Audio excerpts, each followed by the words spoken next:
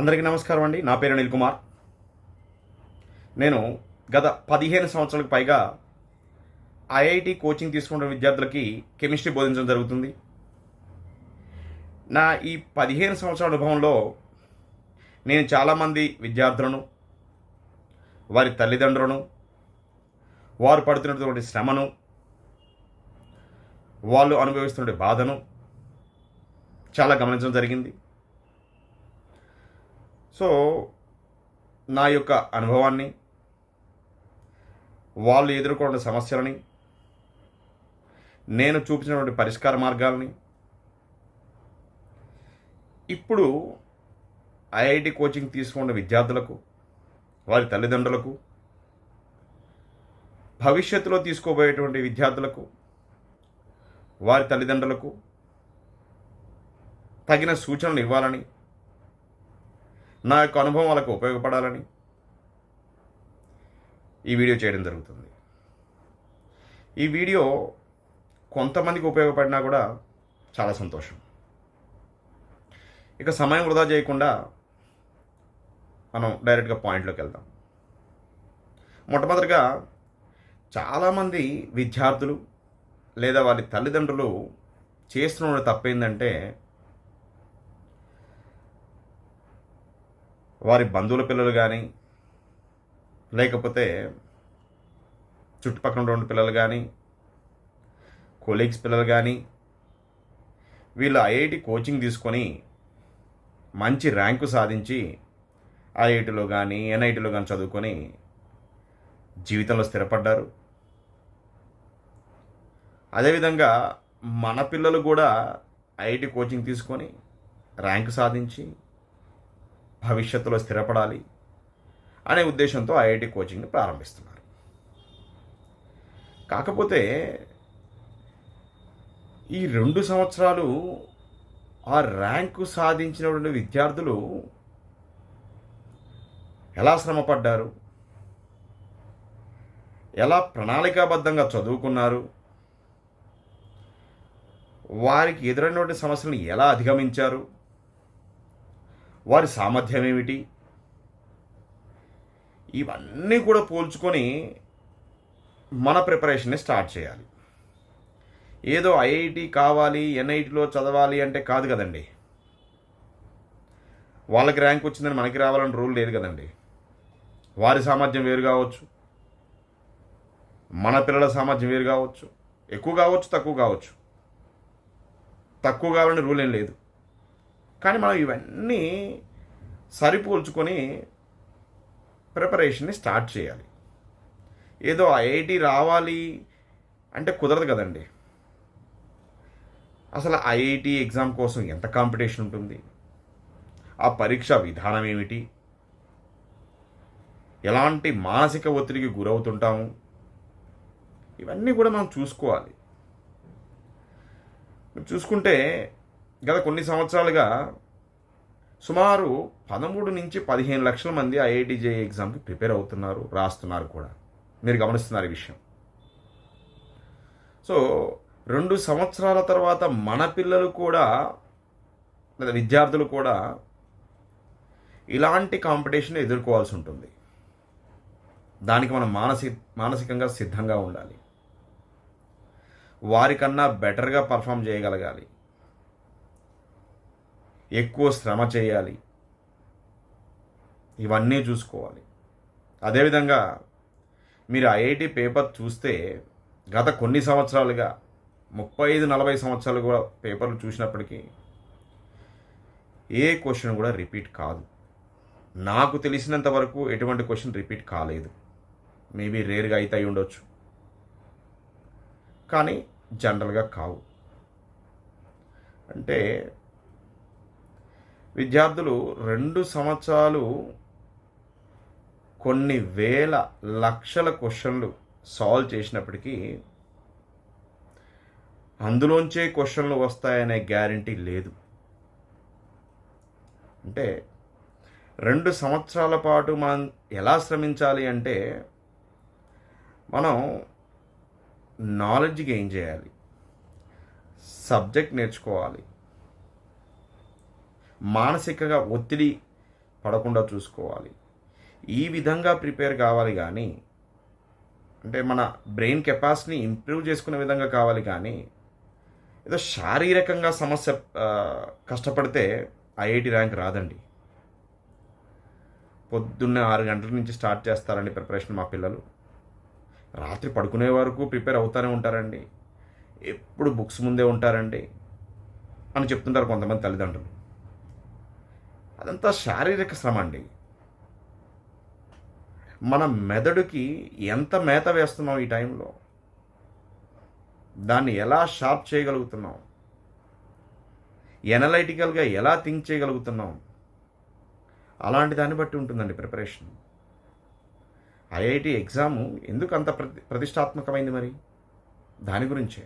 ఇచ్చిన క్వశ్చన్ ఇవ్వరు, సబ్జెక్ట్ నేర్చుకొని దాన్ని అక్కడ అప్లై చేసి ఇచ్చిన టైంలో ఆ 3 గంటల వ్యవధిలో కావచ్చు, జేఈ మెయిన్స్ అయితే 6 గంటల వ్యవధిలో కావచ్చు, ఆ వ్యవధిలో 2 సంవత్సరాలు నువ్వు నేర్చుకున్నటువంటి విషయాన్ని అప్లై చేసి నీ మెదడును ఉపయోగించి, నీ మేధస్సును ఉపయోగించి క్వశ్చన్ సాల్వ్ చేయగలగాలి. ఆ విధంగా నువ్వు సంసిద్ధం కావాలి ప్రిపరేషన్కి, ఎగ్జామ్కి. సో గంటల కొద్దీ చదివితే అయ్యేది కాదు.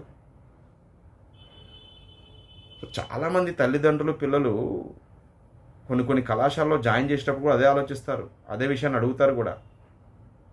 ఏమండి మీరు ఎన్ని గంటలకు ఉదయం క్లాసెస్ స్టార్ట్ చేస్తారు, ఎన్ని గంటల వరకు ఉంటాయి? నేను పలానా కాలేజీలో అడిగాను, పలానా కళాశాలలో అడిగాను, ఉదయం 6 గంటల నుంచి రాత్రి 10:30-11 గంటల వరకు కాలేజీ ఉంటుందట. అలా ఉంటే చాలా మంచిది కదా, మా పిల్లలు చాలా నేర్చుకుంటారు కదా, మీ కళాశాలలో అలాంటి సదుపాయం ఉందా? అలాంటి ప్రశ్నలు సంధిస్తుంటారు. నాకు చాలా ఆశ్చర్యం వేస్తుంది. పిల్లలు అంతసేపు కళాశాలలో ఉంటే, అంత సమయం కళాశాలలో ఉంటే ఎవరు పని చేస్తారండి ఆ టైంలో? ఎవరు పని చేస్తారు? టీచర్స్ పని చేస్తారు. వాళ్ళ మెదడు పనిచేస్తుంది, పిల్లలు కాదు. మీరు అనుకోవచ్చు సార్, అక్కడ కూడా చదువుతారు కదా పిల్లలు, సమయం ఎందుకు వృధా అవుతుంది అంటే, నేను కొద్దిసేపటి క్రితమే ఒక విషయం చెప్పాను. మీరు ఎన్ని క్వశ్చన్లు సాల్వ్ చేశారు అని కాదండి, ఎలా సాల్వ్ చేశారు, ఆ విషయాన్ని ఎలా సంగ్రహించారు, ఎలా అప్లై చేస్తున్నారు, అలాంటిది చాలా ముఖ్యం. ఇప్పుడు పిల్లవాడు కళాశాలలో ఉన్నాడు అనుకోండి, ఒక ప్రశ్న సాల్వ్ చేసేటప్పుడు జనరల్గా వెంటనే రాదు, ఆన్సర్ రాదు. సో అలాంటప్పుడు ఏం చేస్తారు? ఎదురుగానే టీచర్ ఉంటాడు.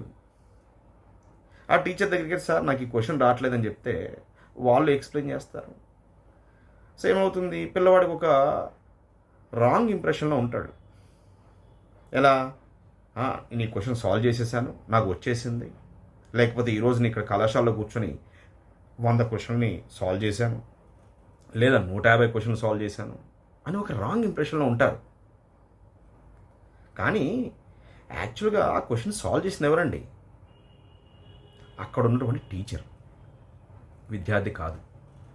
అది ఏ విధంగా ఉపయోగపడుతుందండి ప్రిపరేషన్ ఐఐటికి? ఇంటికి రాగానే పేరెంట్ కూడా ఏం బాబు లేదా పాప ఎన్ని క్వశ్చన్ సాల్వ్ చేసావమ్మా అంటే, ఈరోజు నేను దగ్గర ఒక 150-200 క్వశ్చన్ సాల్వ్ చేశాను అనగానే తల్లిదండ్రులు కూడా చాలా సంతోషంగా గురవుతున్నారు. ఏమిటండి ఆ 150 క్వశ్చన్ ఎవరు సాల్వ్ చేశారండి? టీచర్ కదండి సాల్వ్ చేశారు. సో అంత సమయం కాలేజీలో ఉండటం వల్ల ఏమవుతుంది? ఎక్కువ వరకు టీచర్ చేస్తున్నారు, పిల్లలు కాదు. కానీ ఎగ్జామ్ రాయాల్సింది ఎవరండి? పిల్లలు.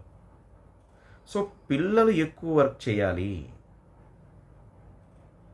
టీచర్స్ లేకపోతే కళాశాల యాజమాన్యం గైడెన్స్ ఇవ్వాలి, విషయాన్ని చెప్పాలి, నాలెడ్జ్ని ఇవ్వాలి, మెలకువలు నేర్పించాలి. అదే కానీ వర్క్ మాత్రం పిల్లలే చేయాలి. ఎందుకంటే రేపు ఎగ్జామ్ రాయాల్సింది వాళ్ళు. మనం ఎగ్జామ్ హాల్ బయట ఉండే వాళ్ళమే, తల్లిదండ్రులు కావచ్చు, అధ్యాపకులు కావచ్చు, మనం బయట ఉండే వాళ్ళమే. ఎగ్జామ్ రాయాల్సింది వాళ్ళే కదా. సో ఈ 2 సంవత్సరాలు పనిచేయాల్సింది వాళ్ళే కదా. మనం సపోర్ట్ చేయగలం అంతే. సో దీన్ని ఈ విధంగా మానసికంగా సంసిద్ధం చేయాలి పిల్లల్ని కోచింగ్ స్టార్ట్ చేసేటప్పుడే. అమ్మ మీరే ఎక్కువ వర్క్ చేయాలి, మేమందరం సపోర్ట్ చేయగల వాళ్ళం మాత్రమే, చివరికి పరీక్ష రాయాల్సింది మీరే కాబట్టి బాగా పనిచేయాలి, అలా ఒక కౌన్సిలింగ్ ఇచ్చి ఆ తర్వాత కోచింగ్ని స్టార్ట్ చేయాలి. ఇవన్నీ తెలుసుకోవాలి. అలా కాకుండా డైరెక్ట్గా పలానా విద్యార్థి మన బంధువుల పిల్లలు ఐఐటి వచ్చింది, నువ్వు వాడికన్నా తెలియగలవాడివి, మోటివేషన్ ఇస్తారు. ఒక రాంగ్ మోటివేషన్, వాడికన్నా తెలియగలవాడివి, లేకపోతే ఆ పాప కన్నా తెలియగలవాళ్ళు మీరు, సో మీరు సాధించగలరు, ఆ విధమైన మోటివేషన్ ఆ కౌన్సిలింగ్ ఇవ్వడం జరుగుతుంది. కానీ యాక్చువల్ తల్లిదండ్రులకు కూడా అవగాహన లేదు అసలు ఐఐటి అంటే ఏందనేది. తెలియకుండా వాళ్ళకు వచ్చింది మన పిల్లలకు రావాలంతే, ఆ విధంగా కౌన్సిలింగ్ ఇస్తున్నారు. అలా కాదు, తెలుసుకోండి, అడగండి వాళ్ళ తల్లిదండ్రులని, మీ పిల్లలు ఎలా శ్రమపడ్డారు, ఎలా వచ్చింది ర్యాంకు, ఎట్లాంటి కష్టాలు వచ్చినాయి, వాటిని ఎట్లా అధిగమించారు, హెల్త్ సమస్యలు ఏమైనా వచ్చినాయా, ఆరోగ్య సమస్యలు లాంటివి ఏం చేశారు, ఇవన్నీ కనుక్కొని ఆ తర్వాత ఇంటికి వచ్చి మీ పిల్లల్ని కౌన్సిలింగ్ చేయండి. ఇలా స్థిరపడాలంటే ఇలా చదవాలిరా, ఇలా చదవాలమ్మా, కష్టపడాలి అనే ఒక పాజిటివ్ మోటివేషన్. అంటే వాళ్ళకి విషయం చెప్తూనే జాగ్రత్తలు పాటించాల్సిన జాగ్రత్తలు, పడాల్సిన శ్రమ ఇవన్నీ చెప్పి జాయిన్ చేయించాలి. లేకపోతే ఏదో ఒక రాంగ్ ఇంప్రెషన్లో జాయిన్ కావటము, ఒక 10-15 రోజుల తర్వాత నా వల్ల కావట్లేదు, నెల రోజుల తర్వాత నేను ఈ కోర్స్ చేంజ్ అవుతాను, నా వల్ల కాదు నేను చదువు మానేస్తాను, ఇటువంటి సమస్యలు తెలుగుతాయి. అదే కాకుండా ఉన్న వాస్తవం చెప్పండి, తప్పేముంది అందరూ. తర్వాత ఏదో చెప్తారు కదా, అంత్యనిష్ఠూర కన్నా ఆది నిష్ఠూరం మేలని, ముందే చెప్పేస్తే అయిపోతుంది కదా. తర్వాత రోజు గొడవ పడటం, మనకున్నటువంటి బంధాలను కూడా ఒక్కోసారి వీక్ అయిపోతుండే దానివల్ల తల్లిదండ్రులకు విద్యార్థుల మధ్య. అవెందుకు తెచ్చుకోవడం? ముందుగానే అవగాహన కల్పించండి పిల్లలకి. ఇది మొట్టమొదటిగా మీరు తీసుకోవాల్సిన step. IIT JEE preparation start కాకముందే చేసుకోవాల్సినటువంటి